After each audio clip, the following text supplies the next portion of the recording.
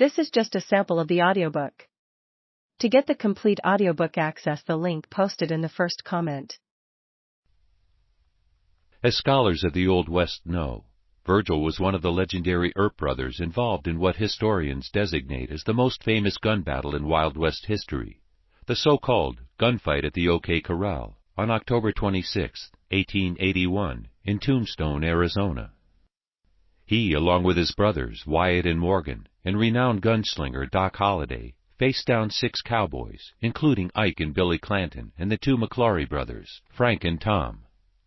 Also, on the scene and affiliated with the cowboys were William Claiborne and Wes Fuller, who retreated as the fight commenced.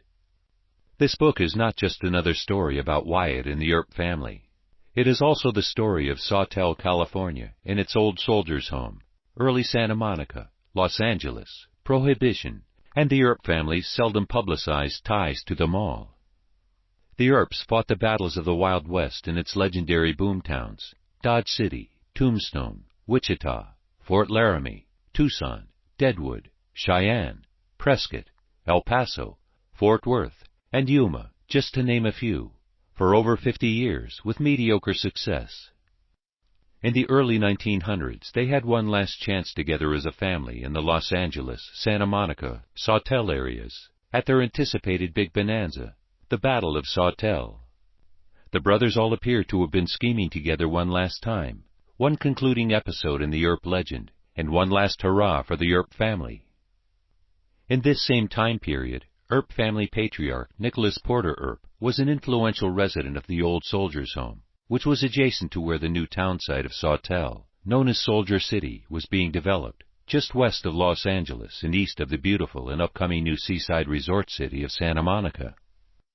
Nick, the old tough trailblazer of this renowned family, died in the home after living there for about 6 years, in 1907, and is buried in the affiliated adjacent Los Angeles National Cemetery.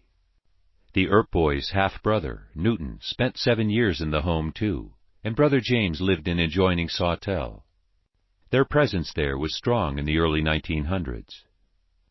The authors have never intended this to exclusively be a story of the Earps, and hope instead those reading it are interested in learning a new account of Sawtelle and the old soldiers' home, which eventually morphed into the modern-day West Los Angeles VA Medical Center complex, and its 1800s military, Mexican-American War, Indian Wars, Civil War, Spanish-American War veterans, as well as the history and developmental years of early Santa Monica, Los Angeles, and their neighboring cities, including Hollywood, Malibu, and Beverly Hills.